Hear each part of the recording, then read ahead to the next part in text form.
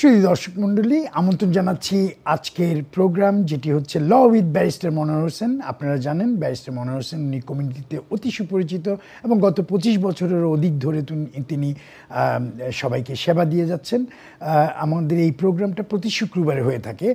তার আগে আমি একটু প্রথমে মনোয়ার ভাইকে স্বাগতম জানাচ্ছি আজকের অনুষ্ঠানে। মনোয়ার ভাই, Good evening to everyone. Welcome to show Law with Barrister Manohar Hossain. As usual, you keep yourself ready with any sort of question on any area of law, especially for immigration law, nationality law. If you've got any problem, if you want to know anything, if you need any information, please do not hesitate, and I will try our best to give you some guidance and information, advice as much as we can. Thank you. ধন্যবাদ মনোহর ভাই। সুধী দর্শক, barrister মনোহর হোসেন, যিনি আপনাকে আগেই বলেছি আপনাদেরকে যে কমিউনিটিতে অতি সুপরিচিত, তিনি যেটি করে থাকেন এই প্রোগ্রামে, আপনারা যারা প্রশ্ন করেন আপনারা প্রশ্ন রেডি করবেন এবং উনি এটির একটি দিক নির্দেশনা দেওয়ার চেষ্টা করেন, সেটি অন্যদেরও উপকার হয় আপনাদের দ্বারা। আমাদের স্টুডিওর ফোন নম্বর হলো 0203-515-5788। এই নম্বরে আপনারা ফোন করবেন এবং টেলিভিশনের আওয়াজ কমিয়ে টেলিফোনে আমাদেরকে প্রশ্ন করবেন। মনোহর ভাই, আপনি তো জানেন আমি কমিউনিটিতে অনেকের সাথে আলাপ করি এবং বিভিন্ন মানুষজন আসে আমার জি হ্যালো, আমাদের একটা কলার আছে প্রথমেই আজকে। দর্শক, কে বলছিলেন, কোথা থেকে বলছিলেন? জি, আসসালামু আলাইকুম। জি, আমি আলী আহমদ কইরাম, জি ম্যানচেস্টার থেকে। জি বলেন। আমার দুইটা কোয়েশ্চেন আছে মনোহর ভাইয়ের কাছে। জি করেন, উনি শুনছে। প্রথমটা হইলো, আমার লাস্ট উইক আইএলআর হয়ে গেছে, বাট আমার একটা কান্ট্রি কোর্ট জাজমেন্ট ছিল, ওইটা আমি আইএলআর সময় বলি নাই, ওইটা এক্সপেন, আমার লয়ার বলছিল ওইটা এক্সপেন হয়ে গেছে, বলা লাগবে না। তখন আমি ওটা জানতে চাইতেছি, আমি যখন ব্রিটিশ সিটিজেনশিপের সময় অ্যাপ্লাই করব, ওইটা কি উল্লেখ করতে হবে না? ওই আইএলআর তো বলি নাই, ওইটা কি ওইরকম অ্যাপ্লাই করে দেব? জি, বুঝতে। আরেকটা প্রশ্ন, এটাই প্রশ্ন আপনার? জি জি জি মনোহর ভাই। সেকেন্ড প্রশ্ন আছে নাকি? না, এটাই ওনার প্রশ্ন। থ্যাংক ইউ ভাই, আপনি অনেক দূর থেকে প্রশ্ন করেছেন। এটা আপনি যে এই মুহূর্তে জানতে চেয়েছেন, এটা ভালো, সেফ সাইডে থাকতে হবে, আমরা সবসময় বলি। এবং আমরা যেটা বলি ক্লায়েন্টদেরকে, যে অনেস্ট থাকার জন্য, সেফ সাইডে থাকতে হলে অনেস্ট থাকতে হবে। আগে বলি নাই সেই জন্য যে আমি এখন আবার গোপন করে নেব, এটা কোনো কথা না। এবং এখন বললে আগে বলি নেই সেই জন্য যে আপনার যে আপনাকে মাফ করে দেবে কিংবা ফাইন করবে, জিনিসটা সেরকম না।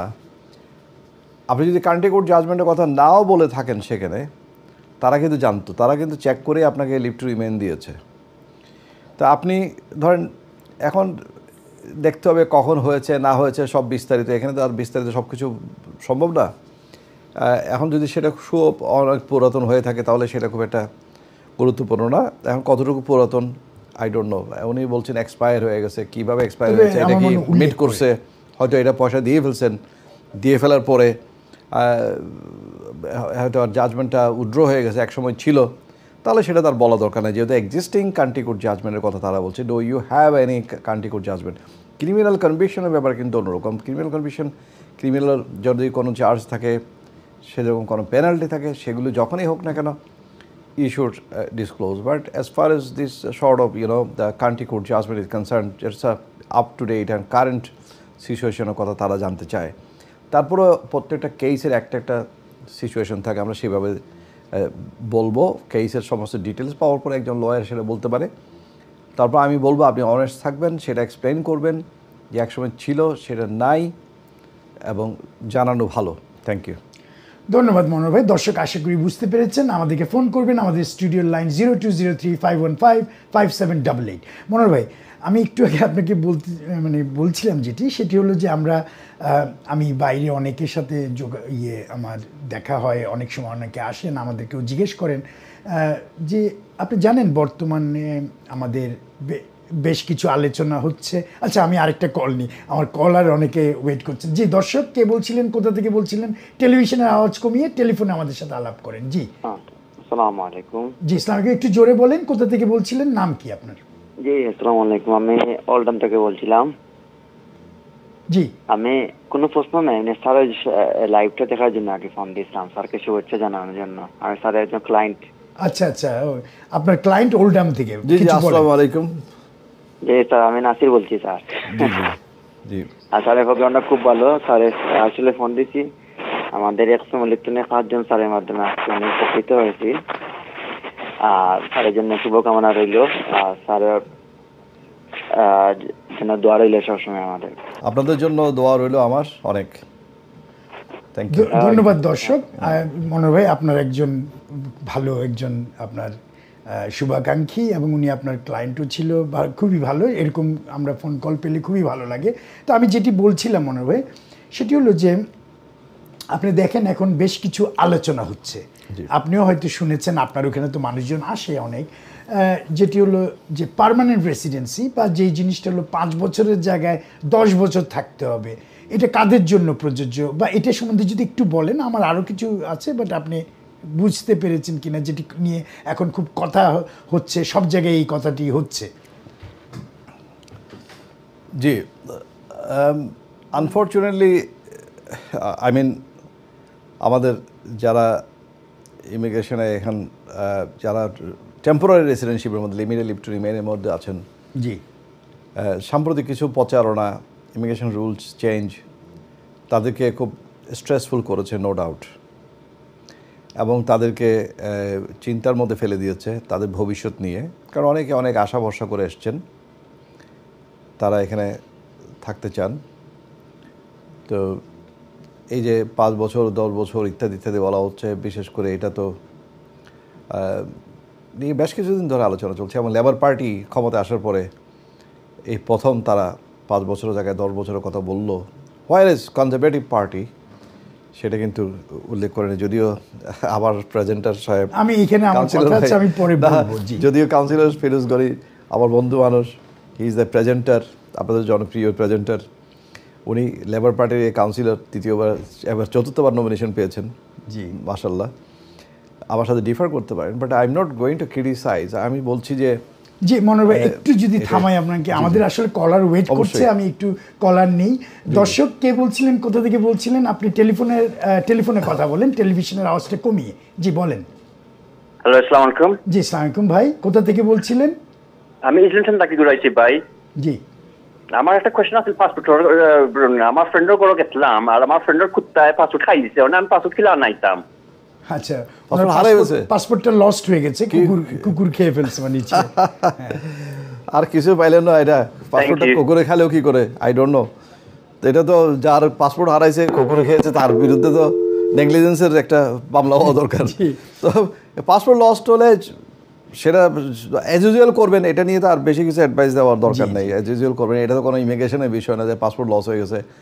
এটা আপনি আরেকটা বানাবেন, পুলিশে রিপোর্ট করবেন, তো অথবা ড্যামেজ পাসপোর্ট আসার আগে পুলিশ আপনাকে ফাইন করবে না, কুকুরে খেয়ে ফেলছে এই জন্য। তো কুকুরে পাসপোর্ট খায়, এই কথাটা প্রথম শুনলাম। That's a great joke, thank you. Thank you, ধন্যবাদ দর্শক। আপনারা প্রশ্ন আপনারা তৈরি করে রাখবেন, তারপর আমাদেরকে ফোন করবেন। আমাদের নাম্বার 0203-515-5788। মনোহর ভাই, আপনি বলছিলেন যেটি আমরা আলোচনা করছিলাম। জি, আমার একটু আমার আরেকটা কলার আছে, আপনি কিছু মনে না করলে। আমাদের কলাররা হলো আমাদের প্রায়োরিটি। জি দর্শক, জি বলেন। আসসালামু আলাইকুম ভাই, আমি আপনারও ফার্স্ট কলার ম্যানচেস্টার আলী আহমদ বলছিলাম। জি মনোহর ভাই জিজ্ঞেস করছিলেন ওইটা কতদিন আগের, ওই কান্টিকোর জাজমেন্টটা, ওইটা আমার 2018-এ ছিল। জি বুঝতে পেরেছি। এখন কান্টিকোর জাজমেন্টটা আপনাকে প্রশ্ন করতে চাই, আপনার কান্টিকোর জাজমেন্টে আপনি কি পয়সা দিয়ে ফেলছেন? জি, তাহলে ঠিক আছে, এখানে তো আর কোনো জাজমেন্ট নাই। তো আপনি যদি দিয়ে দিচ্ছি। আর ওইটা আমার কোয়েশ্চেন হলো যে এখন তো ন্যাচারালাইজেশন অ্যাপ্লিকেশন করব, ওইটা কি কোনো প্রবলেম হবে না? না, এটা আপনি ডিক্লেয়ার করতে পারেন, যেরকম ছিল আমার এটা চলে গেছে, that's not a problem. But এটা ডিক্লেয়ার না করলেও কোনো অসুবিধা নেই, যেহেতু বর্তমানে আপনি সেটা মিট করে ফেলছেন, এক্সিস্টিং কোনো জাজমেন্ট আপনার বিরুদ্ধে নাই। প্রশ্নটা হচ্ছে আপনার কাছে বিরুদ্ধে কখনো বলছে না, তারা বলছে এখন কোনো জাজমেন্ট আছে কি না, ইজ দেয়ার এনি চলমান। তো আপনার কান্ট্রিকোর্ট জাজমেন্ট তো কোনো এক্সিস্টেন্স নাই, because you made the judgement already. এবং সেটা হলে অটোমেটিক্যালি হয় না, তারা একটা সিস্টেম করে, যারা এটা করিয়েছে, রেজিস্ট্রেশন করিয়েছে, তাদের অব্লিগেশন এটাকে উইথড্র করে দেওয়া।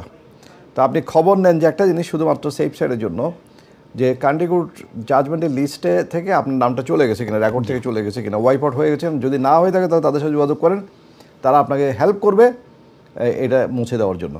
তারপরে আপনি সম্পূর্ণ নিরাপদ, কোনো অসুবিধা নাই। Thank you. ধন্যবাদ দর্শক, আর আশা করি বুঝতে পেরেছেন। মনোহর ভাই, যেটি আলাপ করছিলাম, হ্যাঁ আমার এখানে একটু দ্বিমত আছে, আমি ওটি বলবো, বাট আপনি একটু যদি আপনার না, আমি বলছিলাম যে কি আই মিন লেবার পার্টি যেহেতু এখন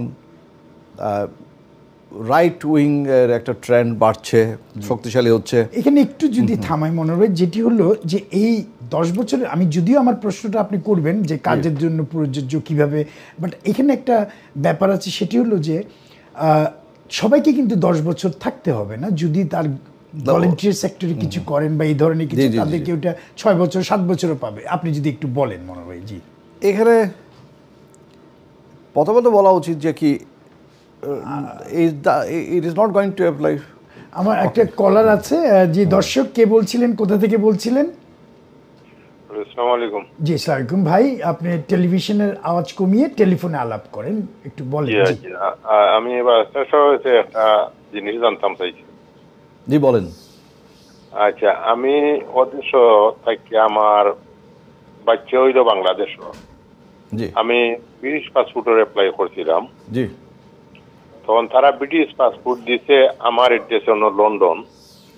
তখন যে সময় দেয় ওই সময় আমি একটা ফর্ম তারার সাইন দেওয়া লাগছে যে এই পাসপোর্ট আমি নিয়ে দিব আমার বাচ্চার গেছে। জি, এখন তো আমি যাইতাম পারতাম না, এখন আমি পাসপোর্ট কেটে এটা আমি কুরিয়ার সার্ভিসে পাঠাইয়া দিতাম পারবো নিতেশ। এখন জিনিসটা হচ্ছে কুরিয়ার সার্ভিসে আপনি যোগাযোগ করেন, এবং কুরিয়ার সার্ভিসে কত নিয়ম আছে ডিক্লারেশন দেওয়ার। যদি আপনি পাসপোর্ট পাঠাতে পারবেন, পাসপোর্ট পাঠাতে হলে ওদের কতগুলি নিয়ম আছে, আশা রাখি পারবেন আপনি। এবং আপনি দেখেন আপনার পাসপোর্ট এমন কোনো সমস্যা নেই, আপনি কাউকে দিয়ে অথরাইজ করে একটা লেটার দিয়ে যে আপনি পাসপোর্টকে ক্যারি করতে পারমিশন দিয়েছেন আপনার বাচ্চাদেরকে জন্য, অমুকের হাতে দেওয়ার জন্য, সেটা আপনি কেউ এটা নিজেও ক্যারি করতে পারবে, কোনো অসুবিধা, as long as you authorise it. এটা তো এমন কোনো ডকুমেন্ট না যে এটা আপনি ক্যারি করতে পারবেন না, কেউ ক্যারি করতে পারবে না, কুরিয়ার নিতে পারবে না। তবে এটা যেহেতু একটা সিকিউরিটি একটা ডকুমেন্ট, সেই জন্য ডিক্লারেশন একটা লাগে, এটা কুরিয়ার সার্ভিসে পাঠাতে হলে ব্যক্তিগতভাবে পাঠানো যায়। ব্যক্তিগতভাবে পাঠালে যাতে করে কোনো বিপদে পড়তে না পারে, সেই জন্য আপনার আইডেন্টিটি দিয়ে আপনি একটা লেটার ইস্যু করতে হবে। ধন্যবাদ। ধন্যবাদ। কিছু বলতে জি, হ্যাঁ পারবেন, না পারার কি আছে। আচ্ছা, ওকে, ভালো কুরিয়ার ডিএচএল এবং ওই যে কি আছে না, ওদের সাথে যোগাযোগ করেন। ওকে, জি, ধন্যবাদ। আমাদের দর্শক, আমাদের বোধহয় কলার আরেকজন কি আছেন দর্শক? হ্যালো, জি, আসসালামু আলাইকুম। জি জি ভাই, আপনার প্রশ্ন করেন। জি, প্রশ্ন হলো, আপনারা ভালো আছেন? জি, আমরা ভালো আছি। আপনার কে বলছিলেন? আপনাদের প্রোগ্রাম অনেক সুন্দর লাগতেছে। জি, ভালো লাগে, প্রোগ্রাম দেখে মানুষ অনেক উপকৃত হয়। থ্যাংক ইউ আপনাদের প্রোগ্রামের জন্য। ধন্যবাদ। আপনি আমাদের প্রোগ্রামটা দেখবেন এবং মানুষজনকে বলবেন আপনি আমাদের শুভাকাঙ্ক্ষী, সবসময় দেখেন।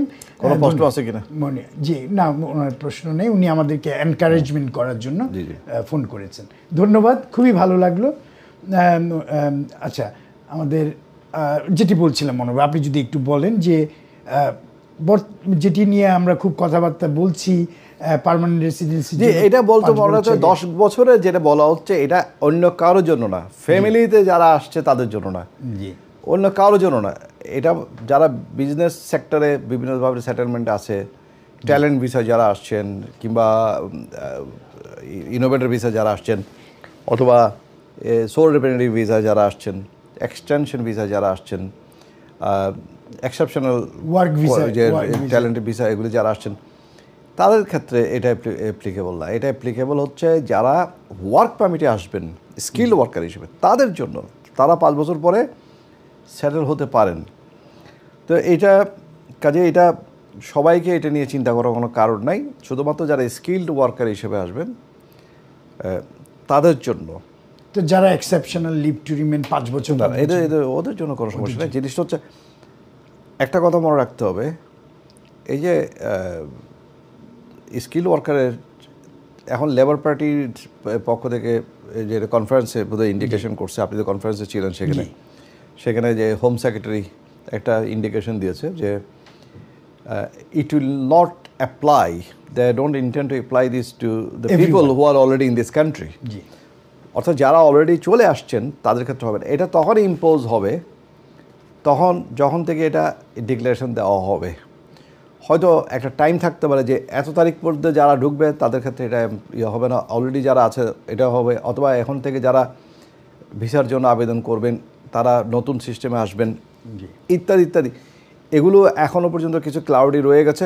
তবে তারা বলছে যে অলরেডি যারা এখানে আছেন তারা হবেন না, অথবা এই আইনটা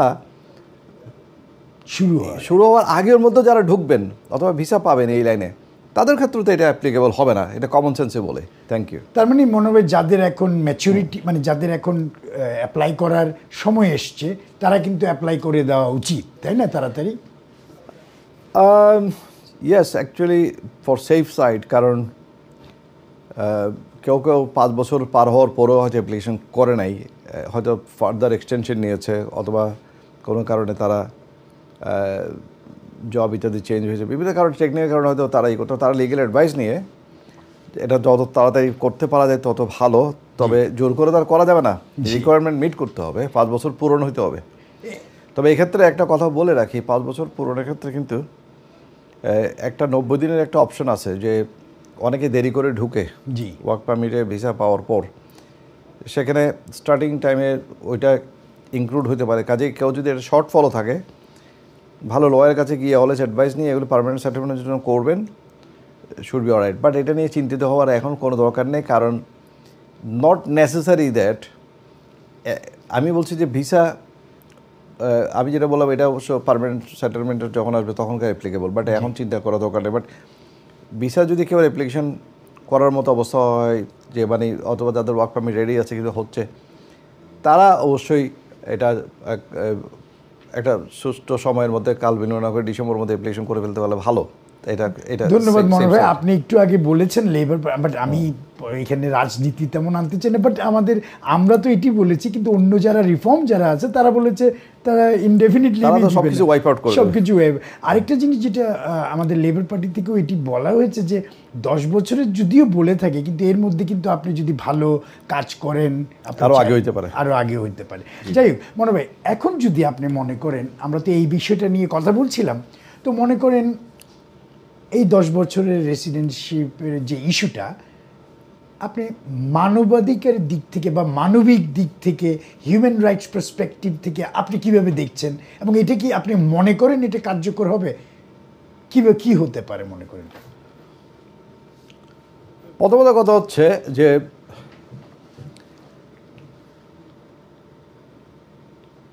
দশ বছর এমনি স্টুডেন্ট কিংবা ওয়ার্ক পারমিট সব মিলিয়ে কিংবা বিভিন্ন ভিসা মিলিয়ে লিগেলি থাকার পরে স্টুডেন্ট ভিসা আসার পর পোস্ট স্টাডি ওয়ার্ক পারমিট ইত্যাদি, কেউ স্পাস ভিসায় থাকলো, কেউ ডিপেন্ডেন্ট ভিসা থাকলো ইত্যাদি ইত্যাদি করে 10 বছরে তো হাজার হাজার লক্ষ লক্ষ মানুষ তো এখানে পাচ্ছে সেটেলমেন্ট। কাজে 10 বছর কোন দিকে সময় তাদের পার হয়ে যায় তারা নিজেও জানে না। তারা এসেই, আমি অনেকে দেখেছি যে আরে কিছুদিন আগে তো 10 বছর আগে অ্যাডভাইস নিয়ে গেলে এখন 10 বছর পার্মানেন্ট করতে আসলো। কাজেই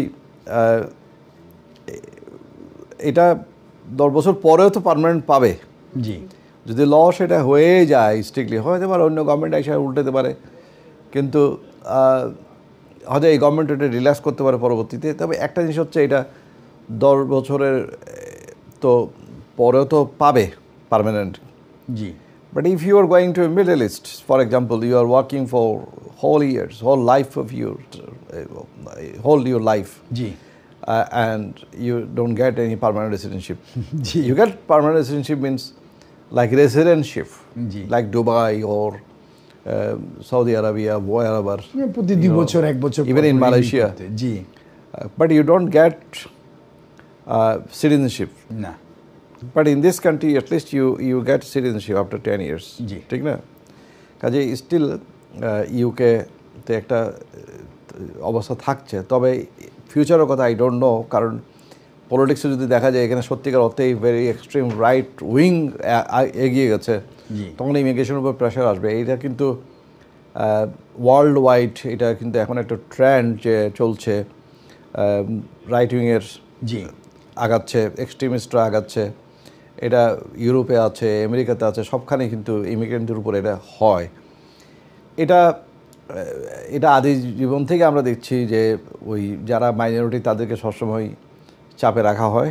জি এটা বর্ণের কারণে, ধর্মের কারণে, রঙের কারণে, সংস্কৃতির কারণে, ভাষার কারণে বিভিন্নভাবে হইতে পারে। আর এখন খাওয়ার কারণে আর করতে পারছে না, এখন ইমিগ্রেন্ট এখন টার্গেট। জি তো কাজেই এটাও মনে রাখতে হবে যে আরও কতগুলি মানবিক দিক থেকে যদি আমি বলি যে অনেকেই তো ডক্টর আছেন না, নার্স আছে, বিভিন্ন ধরনের স্কিল ওয়ার্কার আছে যারা হয়তো 200,000 পাউন্ডও তারা ইনকাম করবে বছরে করে, কিন্তু দেখেন তারা কত ট্যাক্স দিচ্ছে, how much tax they are paying. তো এবং এই যে ট্যাক্স দিচ্ছে এটা কিন্তু স্টেটের বেনিফিটের জন্য হচ্ছে, এর বিনিময়ে ওনারা কিছুই পাচ্ছেন না। জি এখন ওনাদেরকে যদি ডিপ্রাইভ করা হয়, এটা কিন্তু এটা হচ্ছে ব্রিচ অফ ন্যাচারাল জাস্টিস। এটা একটা ন্যায় বিচারের বিরুদ্ধে যায় মানবিকভাবে। ইংল্যান্ড হচ্ছে একটা মাইগ্রেন্ট ফ্রেন্ডলি একটা দেশ, যেখানে টলারেন্স সোসাইটি, মাল্টিকালচারাল সোসাইটি এখানে বসবাস করে সেটেল হচ্ছে। তা এগুলো বেশি স্ট্রিক্ট করার কারণে কোন দিকে যায়? একদিকে চেষ্টা করা হচ্ছে ইমিগ্রেশনকে কন্ট্রোল করার জন্য, সেটাকে ম্যানেজ মাইগ্রেশন করতে পারে, nobody has got any objection two it. But যারা আসে তাদের প্রতি অবিচার করা কিংবা সেরকম ট্রেন্ড শো করা উচিত না। তুমি যদি কন্ট্রোল করতে পারো, বর্ডার কন্ট্রোল করো, নদী সমুদ্র সব কন্ট্রোল করো, let people not to come to this country, but you have got all this discretion to impose law, enforcement, everything. Kintu if you are not doing anything and you are allowing people to come to this country illegally or legally, whatever, then you are trying to impose some restriction. That's not a good point. You have to do something on your border point. ওইটা করতে হবে, তারপর রেস্ট্রিকশনের ইস্যুটা আসে। ঢুকিয়ে তারপর বললে হবে না। রিফ্লাক্স অফ ইমিগ্রেশনের কথা বলা হচ্ছে, কেয়ারার ভিসায় আসছে, হাজার হাজার মানুষ আসছে। এটা তো government policy, government allowed them to come to this country, and many care companies they have been close down. তো এটা তো গভর্নমেন্ট ফল্ট। একসময় কলেজে হাজার হাজার স্টুডেন্ট আসছে, তো ছাতার মধ্যে গজিয়েছিল। এগুলি কে পারমিশন দিয়েছে? গভর্নমেন্ট। আবার এগুলি ক্লোজ করেছে, রাস্তাঘাটে ছাত্ররা ঘুরেছে, অনেকে ইউরোপে পাড়ি দিয়েছে। এগুলি কে করেছে? Government policy. কিন্তু এগুলির জন্য যে গভর্নমেন্টে আসুক না কেন এগুলি দায়ী। গভর্নমেন্ট পলিসি কিন্তু মাঝে মাঝে আপনাকে ফ্লেক্সিবল হতে হয়, মাঝে মাঝে ওয়াটার টাইট করতে হয়। এটা it will happen always. Yeah, depend on the I mean, we have seen situation. so many things, strict rules previously, then they relax it a bit. কারণ কিন্তু আপনি যেটি বলেছেন এটি কিন্তু এখনো তো আইন হয়নি, এটি করেছে, কথা বলেছে, there will be consultation, there will be different sort of তবে আমরা debate. আমাদের একটা জিনিস হচ্ছে, আমাদের এই discussion will benefit people ultimately, because কারণ এটা অ্যাওয়ারনেসটা বিল্ড আপ করছে, they will be more careful. তবে আমার মনে হয় ভাই, আমি একটু না বলেই পারছি না, আমি যেহেতু লেবার, আমাদের 29 পর্যন্ত কিন্তু আমরা লেবারে আছি এখনো ক্ষমতায়, আমাদের আরও কিছু হয়তো রিল্যাক্স হবে, বাট দেখা যাক একটু। কিন্তু আপনি যেটি বলেছেন সেটি একদম সঠিক। যদি ডানপন্থী মানে রাইট উইংরা আসে তাহলে আমাদের জন্য একদমই প্রবলেম, আমরা যেটুকু পাচ্ছি সেটুকুও হবে না। এনিওয়ে, যে বিষয়টা নিয়ে আমরা আলাপ করছিলাম, দর্শক আপনারা আমাদেরকে ফোন করতে পারেন, আমাদের স্টুডিওর নম্বর 020351557888। আপনারা দেখছেন ল উইথ ব্যারিস্টার মনোহর হোসেন। তিনি কমিউনিটিতে অতি সুপরিচিত, গত 25 বছরের অধিক ধরে উনি সবাইকে সেবা দিয়ে আসছেন। উনি হিউম্যান রাইটসের সাথেও জড়িত এবং অনেক কিছু করেন যেটি সবার জন্য খুবই উপকার হয়। মনোহর ভাই, আরেকটি প্রশ্ন, কেন আমি এই কথাটি বললাম সেটির একটি কারণ আছে। আমরা এতক্ষণ 10 বছরের কথাটা নিয়ে আলাপ করছিলাম এবং আমি মানবাধিকার দিকটাও নিয়ে আলাপ করলাম, বাট এখন মনে করেন হাইপোথেটিক্যালি বা মনে করেন যে এই বিষয়টা 10 বছরের এই বিষয়টার কি আইনগত কোনো চ্যালেঞ্জ হতে পারে মনে করেন আপনি, যে সামন টেক টু মানে এটাকে কোর্টে নিয়ে যাওয়া এবং এটাকে চ্যালেঞ্জ করা বেসিক্যালি? ওয়েল, হইতে পারে, দেয়ার ইজ এ পসিবিলিটি, হইতে পারে। কারণ হঠাৎ করে 5 বছর থেকে 10 বছর করাটা ইট ইজ নট প্রপোর্শনেট। জি, আমার একটা কল আছে মনে ভাই। জি, দর্শক কে বলছিলেন, কোথা থেকে বলছিলেন? যদি আপনি টেলিভিশনের আওয়াজ কমিয়ে টেলিফোনে কথা বলেন। জি বলেন। সালাম আলাইকুম, আমি হাসান বলছি। একটু বড় করে জি, বলুন। একটু জোরে বলেন হাসান ভাই। জি বলেন। আমার এক রিলেটিভ, সে বাংলাদেশ থেকে স্টুডেন্ট ভিসার জন্য অ্যাপ্লাই করেছিল। এখানে ইউনিভার্সিটির ফিস সবকিছু দেওয়া হয়েছে, ইমিগ্রেশন ইন্টারভিউ ফেস করেছে, মানে শেষ হয়েছে। এখন আজকে বলছিল, ওই সময় ইন্টারভিউ পরে বলছিল যে উইদিন 15 ওয়ার্কিং ডেজ তারা ইয়ে করবে, জানাবে। এই জায়গাতে আজকে হয়ে গেছে 5 উইকস। 5 উইকস। এখন তার ইউনিভার্সিটিও এই আজকেই শেষ, মানে ফাইনাল ছিল আর কি, তারিখটা 3 তারিখ, মানে ক্লাস শুরু হয়ে যাওয়ার। জি, এখন কি করতে, মানে এখনো ভিসা ইস্যু হয় না, এই তো? ইস্যু হয়নি। জি জি, মানে না, এমনি যোগাযোগ করার পর বলছিল যে already decision made, it is coming quick. So আজ পর্যন্ত কিছু আর এরপরে আসতেছে না। মনে হয় বুঝতে পেরেছেন ওনার প্রশ্নটা? জি, আমি বুঝে গেছি। এটা তো কমন প্রবলেম হচ্ছে এখন। জি, কারণ আর কোনো প্রশ্ন আছে? না, জি বলেন, আপনি উত্তরটা দেন, আমরা একটা বিরতিতে যাবো আপনার উত্তরের উপরে। এইটা, এই ধরনের সিচুয়েশন কি করব বলেন? এইটা একেবারে কিছুই আমরা হেল্প করতে পারি না। কারণ হচ্ছে ইচ্ছা করেই মনে হচ্ছে তারা কেমন যেন ডিলে করছে।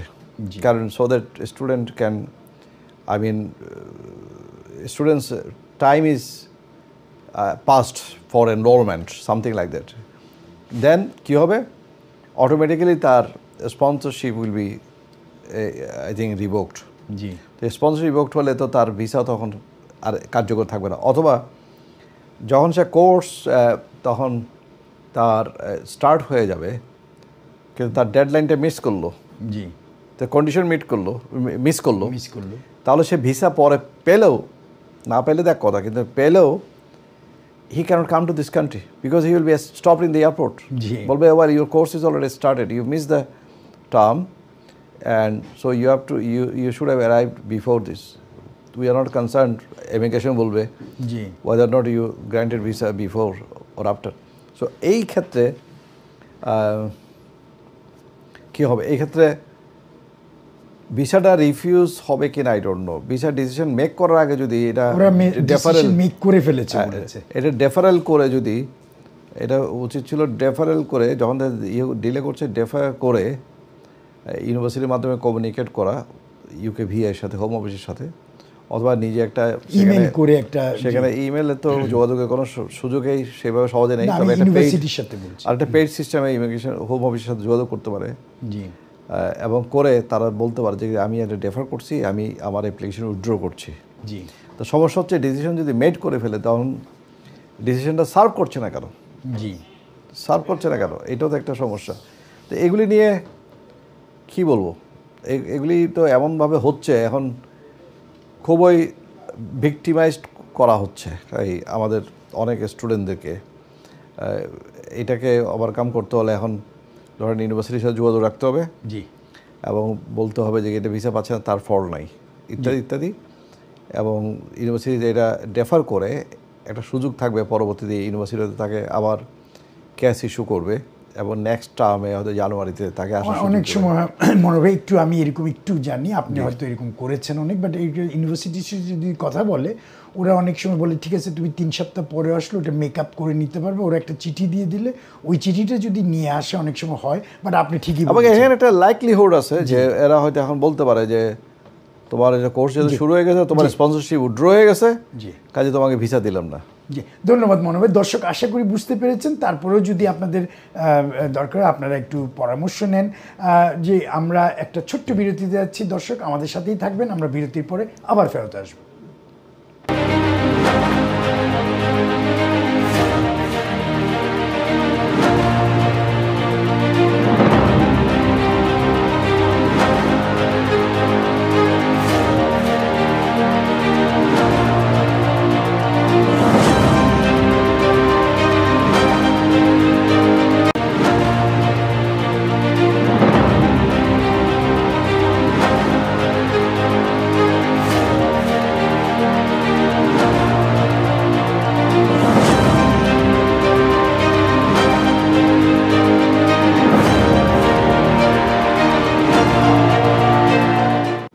শুধু দর্শক মণ্ডলী, বিরতির পরে আবারও আপনাদেরকে স্বাগতম জানাচ্ছি আমাদের অতি জনপ্রিয় আয়ন টিভির অতি জনপ্রিয় প্রোগ্রাম, সেটি হচ্ছে ল উইথ ব্যারিস্টার মনোয়ার হোসেন। এবং এই প্রোগ্রামটি আপনারা প্রতি শুক্রবারে দেখে থাকেন এবং তার পরের দিনও শনিবারে বলেন, অন্য সময় বলেন, এটি ফেসবুক, ইউটিউব সব জায়গায় দেখানো হয়। আপনারা কিন্তু যার দরকার বা মনে করেন তাহলে একটু ফরওয়ার্ড করবেন, শেয়ার করবেন, তাহলে হয় কি সবার উপকারে লাগবে। দর্শক আমাদেরকে ফোন করতে পারেন আমাদের স্টুডিও লাইনে, যেটি হচ্ছে 0203-515-5788। ব্যারিস্টার মনোয়ার হোসেন আপনারা জানেন কমিউনিটিতে অতি সুপরিচিত, উনি উত্তর দিচ্ছেন এবং এটিকে আপনারা দিক নির্দেশনা হিসেবে নেবেন এবং অন্যদেরকেও বলবেন যে দেখতে আমাদের প্রোগ্রামটি। মনোয়ার ভাই, আমরা যেটি নিয়ে আলাপ করছিলাম সেটি হলো যে আইনগত কোনো চ্যালেঞ্জ আছে কি না 10 বছরের যে ব্যাপারটা, যে বিষয়টা আপনি একটুখানি বলছিলেন যে চ্যালেঞ্জ করতে পারে বা কি হতে পারে, একটু আপনার মতে কি মনে হয়? আমরা দেখেছি যেমন 18,600 নিয়ে আইনগতভাবে চ্যালেঞ্জ করেছিল, যেটি স্পাউস ভিসার ক্ষেত্রে হতো। ঠিক তেমনই আবার আমি জানি না এই নতুন যে থ্রেশহোল্ড বেতনের এটি কত 29,000 যেটি, সেটার জন্য কেউ চ্যালেঞ্জ করবে। বাট প্রথমে আমার প্রশ্নটা হলো 10 বছরের যেটি হতে পারে, কারণ প্রপোর্শনালিটি একটা কথা আছে যে আমরা বলতে পারি যে this is disproportionate, this new law will be disproportionate to the legitimate control of immigration in this country. কারণ হচ্ছে I mean, bearing in mind migrants' contribution to the economy. জি, তো সেই সেন্সে যদি আমি এক্সাম্পল দিলাম, একজন জিপি মনে করেন, জি, একজন কনসালটেন্ট মনে করেন, আছে, অনেক মানুষের লাইফ সেভ করছে, শুধু না, তারা অনেক হিউজ কন্ট্রিবিউশন করছে। আপনি যেটা বলছেন, হ্যাঁ, যদি কন্ট্রিবিউশনের উপরে বেস করে হয়তো আর্লি হতে পারে। জি, উই ডোন্ট নো তারা কীভাবে এটা ড্রয়িংটা করছে, স্কেচটা কীভাবে করছে, এই ডিজাইনটা কীভাবে করছে, এটা কি হবে, আমরা এখন ডার্কের মধ্যে আছি। তা এটা ডিপেন্ড করে তারা কীভাবে এটা ড্রাফটিং করছে। আদারওয়াইজ কেউ এমনি ছোটোখাটো কাজ করে 10 বছর এদিক সেদিক করেও পার্মানেন্ট পাবে, আর যিনি লক্ষ লক্ষ মানে মিলিয়ন পাউন্ড ট্যাক্স ইন্স্যুরেন্সে দেওয়ার পরেও, এতগুলো জব সৃষ্টি করার পরেও ওনাকেও 10 বছর ওয়েট করতে হবে। তো এগুলো প্রফেশনাল ইস্যু থাকতে পারে, চ্যালেঞ্জ এক্ষেত্রে মনে করুন ওনারাই এটাকে চ্যালেঞ্জ করতে পারে ওনাদের উকিল দিয়ে। But it is complicated to tell now, it's difficult, কারণ এটা টু সে এনিথিং অ্যাবাউট এরকম চ্যালেঞ্জে, এরকম যেগুলো লয়ার করতে বা নিজেরা যদি করে, কেমন একটা খরচ প্রসেস, বা এটা কি একটা if you are challenging any law itself, it's going to be very expensive. G, Unless you get legal aid fundings. G, Because if it is a national issue, very important public issue, sometimes এটা legal aid পাওয়া যেতে পারে, provided আপার কোর্টগুলো যদি তারা allow করে সেভাবে। কারণ এটা পার্সোনাল ফান্ডিংয়ে কেউ কেউ করতে পারে, যারা অবস্থাপন্ন আছে করতে পারে, হয়তো কোনো ল ফার্মে এটা করতে পারে যে ঠিক আছে আমি এটা করব, পাবলিক ইন্টারেস্টে করব, চ্যারিটি হিসেবে করব, চেষ্টা করব, মাইগ্রেন্টদের স্বার্থের জন্য একটা কেস করব। কিন্তু সেখানে কস্ট কনসিকুয়েন্সেস থাকে, because this are going to be civil litigation, not immigration litigation. তখন এটা যেহেতু এখানে সাথে হাইকোর্ট, কোর্ট অফ অ্যাপিল এইসব ইনভলভ থাকবে, and cost is going to be very high. কারণ আমি যদি এখন ওই কেসটা পরিচালনা করি, আমি লুজ করি, উইন করতে না পারি, যদি গভর্নমেন্ট উইন করে, দেন আমাকে গভর্নমেন্টকে পে করতে হবে। Who is going to pay? Court কস্টগুলো ক্লায়েন্ট বলবে আমার কাছে পয়সা নাই। জি, তাহলে এক পর্যায়ে এসে এই কেসগুলো আগাইতে পারে না অনেক সময়। So funding is a big problem. এগুলো অনেক ইউজ থাউজেন্ডস, এটা এই ধরনের একটা চ্যালেঞ্জের ব্যাপারে এটা 10,000 পাউন্ডও হইতে পারে, এটা কয়েকশো হাজার পাউন্ড খরচ হতে পারে। মনে হয় এরকম ক্ষেত্রে যদি আমার আরেকটা প্রশ্ন অন্যভাবে আছে আমি করবো, বাট মনে করেন আপনি একজন ব্যারিস্টার, আপনার বিশাল চেম্বার, আপনার ওখানে প্রিভিলেজ হয়, আপনি অনেক কিছু করেন, বাট আপনার সাথে মিলে আরও 2-1 সলিসিটার ব্যারিস্টার মিলে আপনার কাছে আসলো, আপনারা কি কিউমুলেটিভলি সবাই একসাথে মিলে এরকম একটা কিছু করতে পারেন বা করা যায়? Very good proposal, of course, why not, good suggestion, কেন করতে পারি না। কথা হচ্ছে যারা আমাদের প্র্যাকটিসের একটা বিশাল অংশ, অনেকেরই হাজার হাজার লয়ার সার্ভাইভ করে ইমিগ্রেশন প্র্যাকটিসের উপর। জি, that should do something for the immigrants. যারা লফুলি এখানে আছে তাদের জন্য অবশ্য করা উচিত, অথবা যারা জীবনের রিস্কের কারণে তার দেশে যেতে পারছে না, কিন্তু এখানে তার হিউম্যান রাইটসের প্রোটেকশন দরকার আছে, অবশ্যই আমরা তো অলওয়েজ করছি। আমাদের তো যেমন ইমিগ্রেশন ল প্র্যাকটিশনার্স একটা EIN আছে, জি, বিভিন্ন এইগুলো সংগঠনগুলো আছে, ইমিগ্রেশন ওয়েলফেয়ার যে একটা অর্গানাইজেশন আছে, তারপর আরও দু একটা ইমিগ্রেশন ভয়েস আছে, সেখানে লয়ার অনেকে কাজ করে। জি, অ্যামনেস্টি ইন্টারন্যাশনালও সেখানে, তারাও এইসব সেক্টরে কিছু কিছু সময় দেয়। আবার অনেক ল ফার্ম আছে যারা প্রো বোনো, অর্থাৎ বিনা পয়সায় ক্লায়েন্টদেরকে রিপ্রেজেন্ট করে। তবে এক্ষেত্রে করছে না এটা না, আমরা অনেক প্রো বোনো কেস করি, আমরা অনেককে হেল্প করি। আমার প্র্যাকটিস ইন লাইফে আমি ডান লট অফ প্রো বোনো ওয়ার্ক, মানুষকে করেছি, ফ্রি করেছি। সব কিছু তো ফ্রি করা সম্ভব না, আমাকে তো স্টাফে বেতন দিতে হবে, I have to look after my self as well, আমাকে ট্যাক্স দিতে হবে, আমার সব কিছু করতে হবে, অফিসে ভাড়া দিতে হবে, তো রেগুলার খরচ আছে। এটা তো সম্ভব না সবসময় চ্যারিটি করা, বাট আমরা যে করি না সেটা করি। তবে এখন বৃহৎ আকারে যদি সবাই মিলে যদি পুট ইউর হ্যান্ড টুগেদার, সেরকম দেন পুশ উইল বি হেভি। এটা হইতে পারে, যেমন আমরা সম্মিলিতভাবে চেষ্টা করা উচিত ছিল, যেমন এই যে ইমিগ্রেশন হেলথ সার্চ চার্জ, এটা ইচ্ছামতো বাড়িয়েছে, 150 পাউন্ড থেকে বাড়াতে বাড়াতে এখন কত 1000 পাউন্ড করেছে বছরে। তারপর অনেকে তো প্রচুর লোক কোনো NHS কোনো সার্ভিসও নেয়, কোনো জীবনে কোনো দিন হসপিটালে যায়ও না, অনেক সময় দেখা যায়, বাট সেও কিন্তু এটা দিচ্ছে, তার বাচ্চার জন্যও দিচ্ছে। তারপর ইমিগ্রেশন ফি তো বাড়ছেই অনেক, তবে NHS চার্জটা তো অনেক অনেক হাই। তো এগুলি নিয়ে তো কোনো আমরা সবাই মিলে যদি ফোরাম থেকে if you can raise our voice, কারণ মাইগ্রেন্টরা এসে তো বলবে না, আমরা যদি তাদের ওয়েলফেয়ারের জন্য কিছু করতে পারি, জি, ভেরি গুড আইডিয়া। ধন্যবাদ মনে ভাই, এই জন্যই আমি এই জিনিসটা নিয়ে আলাপ করলাম, কারণ আপনি সুন্দর করে বলেছেন প্রবণা, যেটি আমরা বলি অনেককে উপকার করেন আপনারা পয়সা ছাড়া। হ্যাঁ, এই ধরনের জিনিস হলে ভালো হয়।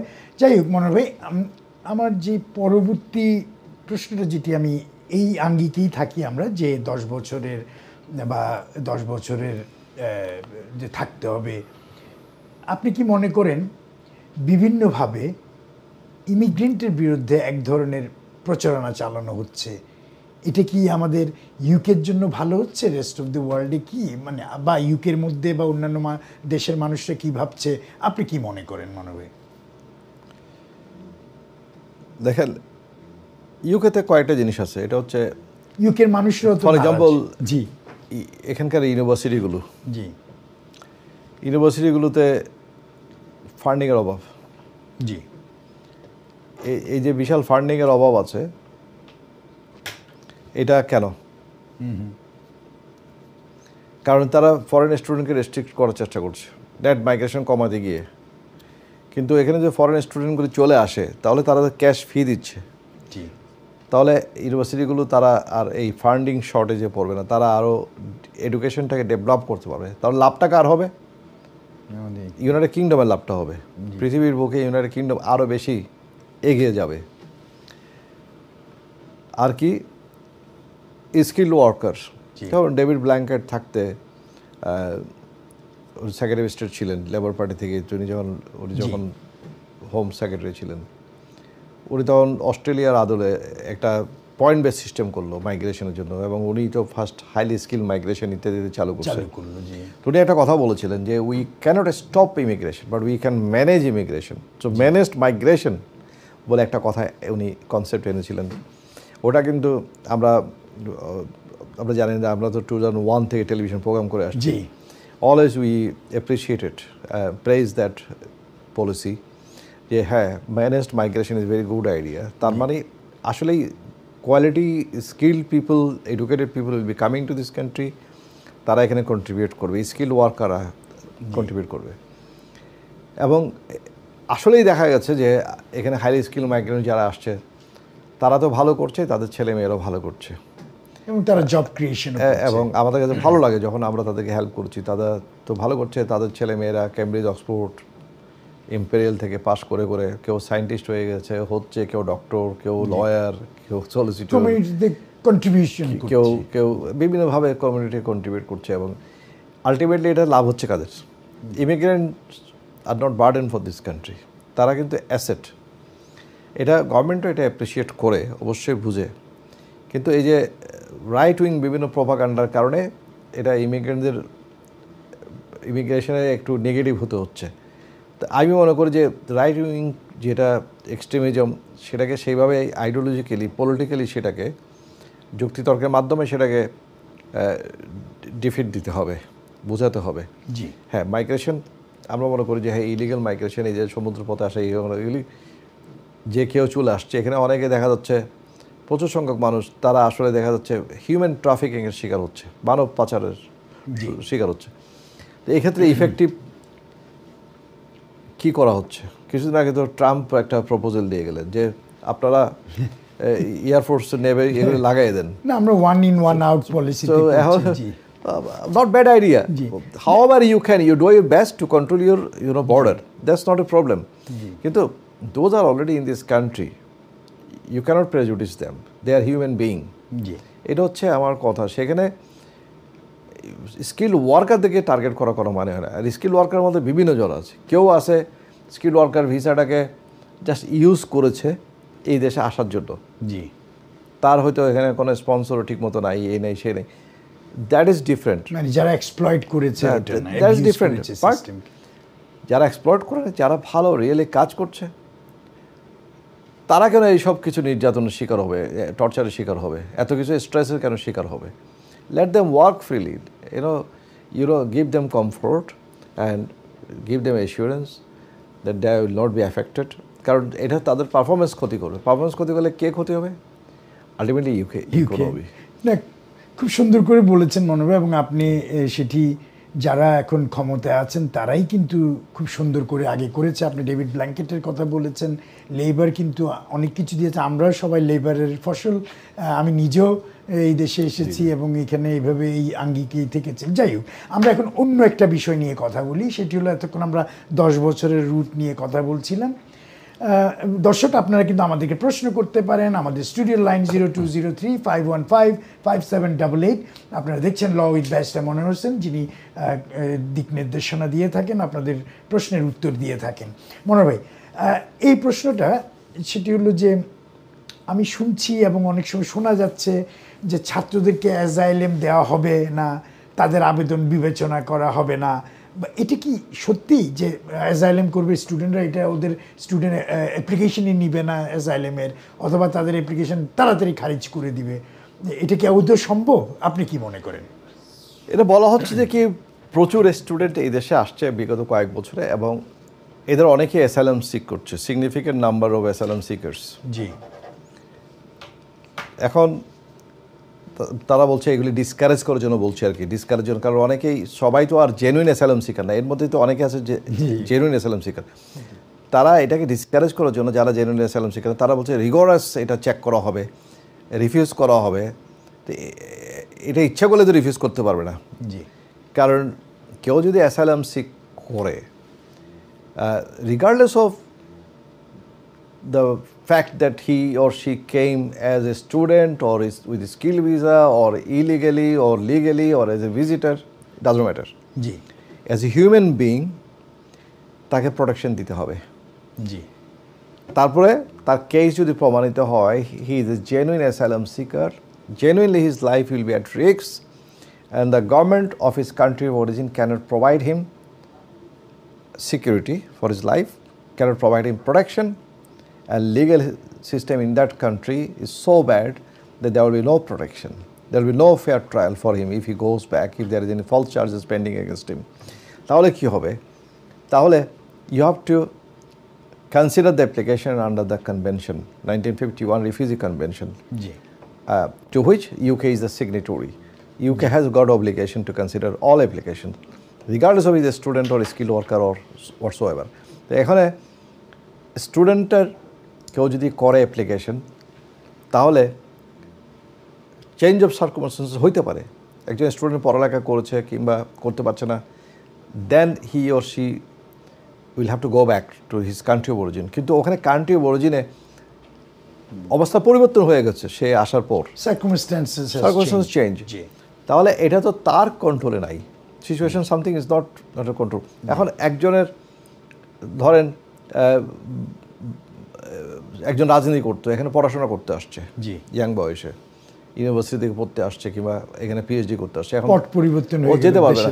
দেশের রাজনীতি দেখা যাচ্ছে তাকে খুঁজছে, তার সমস্যা হচ্ছে, তার প্রোটেকশন নাই। তাহলে এখানে কি তাকে কি পাঠাতে পারো? যতদিন পর্যন্ত সিগনেটরি আছে কনভেনশনে অ্যাপ্লিকেশন কনসিডার করতে হবে। এটা যে তারা যতই কিছু বলুক না কেন, ওইরকম কিছু করতে গেলে যে একেবারে সব ব্ল্যাক অ্যান্ড হোয়াইট সব একেবারে ওয়াইপ আউট করে ফেলবে,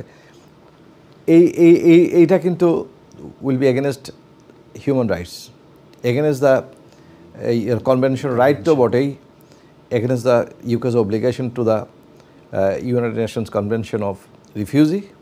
কাজে এখানে এটা প্র্যাকটিকেবল হবে বলে আমি মনে করি না। আবার এই যে ইসিএইচআর যেটি আমরা সেটা তো অব্লিগেশন আছে, যদিও নাইজেল ফারাজ উনি বলছেন যে আমরা সব কিছু থেকে বেরিয়ে আসবো, সব কিছু স্টপ করে দেবো। হিউম্যান রাইটস লয়ার আপনারা যারা আছেন সব কিছু বলে দেবেন, সব কিছু বন্ধ করে দেবেন, majority people will not be silent, ঠিক না? খুব সুন্দর করে বলেছেন, থ্যাংক ইউ মনোহর ভাই। I think there are always hope. আমাদের আজকের আমার আরও কিছু কোয়েশ্চেন ছিল, বাট আমাদের আজকে এখানে শেষ করতে হবে। দর্শক আমাদের হাতে সময় নেই। দর্শক যেটি হলো যে আমাদের এই পর্দায় চোখ রাখেন, সামনের শুক্রবারে এই বাকি যে প্রশ্নগুলো আমার কাছে ছিল ইমিগ্রেশন বিষয়ে, আমরা বেইল নিয়ে কথা বলবো, আমরা বেইল কীভাবে হয় এটি মনোহর ভাই থেকে জানবো, প্লেনের থেকে কীভাবে নামিয়ে আনা যায় সেটি নিয়ে কথা বলবো। তো দর্শক সে পর্যন্ত আমাদের সাথে থাকবেন। মনোহর ভাই আজকের জন্য ধন্যবাদ। আমরা আজকেই শেষ করছি আমাদের এই প্রোগ্রামটা। আপনারা ফরওয়ার্ড করবেন অন্য সোশ্যাল মিডিয়াতে। ধন্যবাদ।